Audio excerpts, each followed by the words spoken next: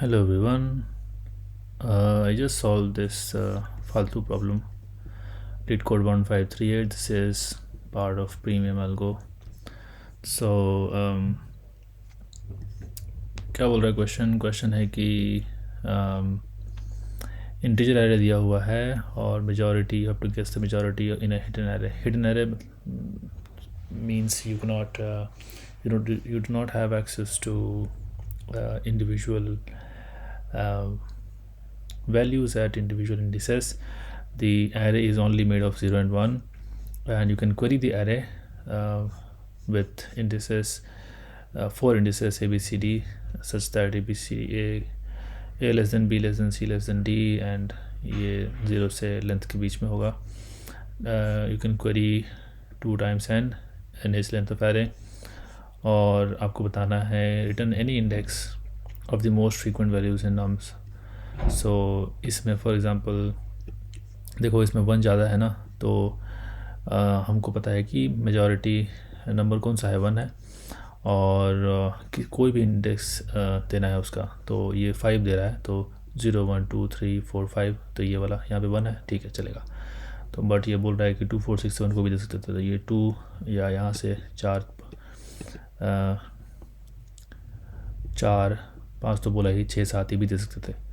और जैसे यहाँ पे है 0 0 1 1 0, तो 0 मेजॉरिटी है, तो ये या ये कोई भी इंडेक्स दे सकते हैं. उसी तरह इसमें दोनों इक्वल हो जा रहा है, तो उस केस में -1 रिटर्न करना है. इतना सा प्रॉब्लम है, लिटिल अननोइंग, फालतू प्रॉब्लम, इसलिए इसको बोला क्योंकि आई डोंट थिंक इसमें कुछ खास सीखने को है other than just intuition building. तो वे मतलब एक न्यू प्रॉब्लम, अब आप इसमें सोचो कि क्या इंट्यूशन लगाओगे. तो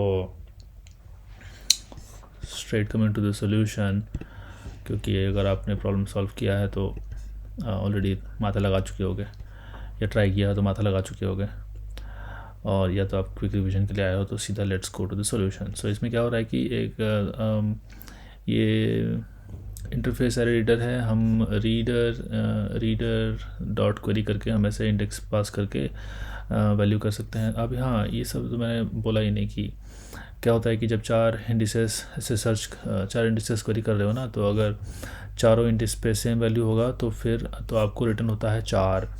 अगर 3 सेम होता है तो रिटर्न होगा 2, और 2 होता है, जैसे 0 मतलब उन चारों में से 2 0 है, 2 1 है, तो 0 मिलेगा.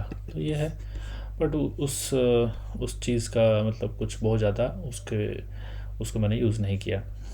तो क्या सिंपल आइडिया लगाया कि शुरू किया 0 1 2 3 से, तो 0 1 2 3 से का एक वैल्यू मिल गया, ठीक है. उसके बाद अब 0 1 2 4 0 1 2 5 0 1 2 6 0 1 2 7 सारा को क्वेरी किया. तो उससे क्या होगा कि 3 की जगह में 4 रिप्लेस हुआ, और फिर उसके बाद 5 रिप्लेस हुआ, 6 रिप्लेस हुआ, 7 रिप्लेस हुआ, ऐसे करके मैंने सब रिप्लेस करके ऐसे करके देख लिया. तो ये for int i equal to 0 1 2 3 वाला क्वेरी करके रख लिया यहाँ पे. अब देखना है कि इसके साथ, तो ये मतलब इस चारों के साथ, अब 3 की जगह 4 वाले लो, उसकी जगह 5 लोगे, 6 लोगे, 7 लोगे. तो अगर सेम आ रहा है मतलब 3 के साथ वो नंबर सेम है, और अगर डिफरेंट आ रहा है तो 3 से वो नंबर डिफरेंट है. बस यही लॉजिक है. तो ये वैल 1 में स्टोर्ड है 0 1 2 3, अब वैल 2 में 0 1 2 4 0 1 2 5 0 1 2 6 0 1 2 7 ऐसे करके आएगा. सेम है तो 3 9 सेम बकेट, तो एक साइड में डाल दिए, और अलग है तो सेट 2 में डाल दिए.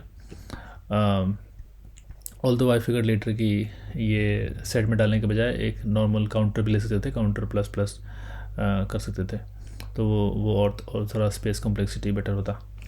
तो वो ऑप्टिमाइजेशन हो गया. लेकिन ये सोल्यूशन सुनो, तो ये हो गया. तो इसमें क्या होगा कि 0 1 2 3 और 3 के साथ आगे का सारा चीज़ बकेटाइज हो गया कि 3 4 5 6 7 जहाँ तक n-1 तक पता चल गया कि कौन सा किस बकेट में जा रहा है. बस 0 1 2 फिगर आउट नहीं हुआ था. तो अब यहाँ पे वही लिखा कि एट दिस पॉइंट 0 1 2 पोजिशन का बकेट क्लियर नहीं है, रेस्ट क्लियर है. अब उसमें के लिए देखें कि क्या क्वेरी बनाएंगे तो हमको वो निकलेगा. तो अब देखो कि अब जैसे देखो कि हमको 3 का पता है ना, तो अब ऐसा लिखेंगे कि हमको वो उसका फ़ायदा उठा सके उस बात का कि हमको 3 का पता है. तो जैसे यहाँ पे देखो इसमें वैल्यू वन क्या 0 1 2 3 है। अगर हम यहाँ पे देखो 0 के बजाय 1 कर दें तो अच्छा मैं यहाँ पे क्या कर रहा हूँ, वेट 0 1 2 3 1 2 3 4 1 2 3 4 तो 0 एंड 4 का पता चल रहा है सेट इसमें।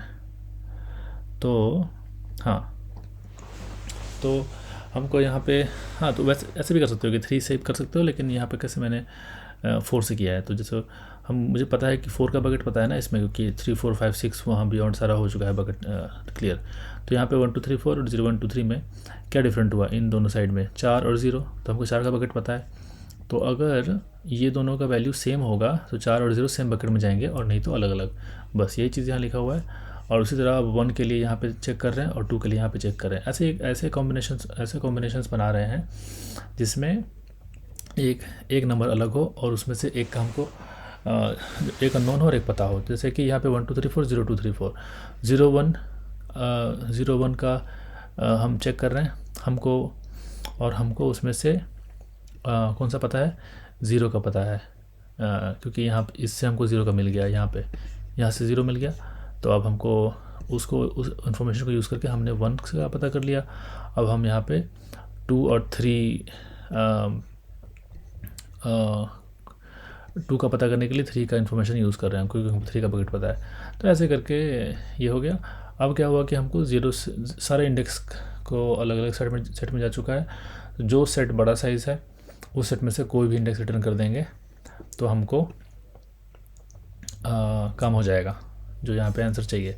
और अगर इक्वल सेट है तो फिर वही केस आ गया जहाँ पे हमको -1 रिटर्न करना है। That's it. तो इसमें खास कुछ ऐसा एल्गोरिथम वगैरह कुछ सीखने को नहीं था, it's just it was more about intuition building. तो that's it, that's why I called it फालतू प्रॉब्लम, बिकॉज फर्स्ट टाइम जब मैं इसको पढ़ा तो भाई मैं पढ़ा अरे यार क्या है ऐसे बोल के देख के मैं क्वेश्चन पढ़ के सो गया मैं। फिर जब वीकेंड आया तो मैंने इसको अटेम्प्ट करके बनाया। ठीक है, चलो बाय बाय।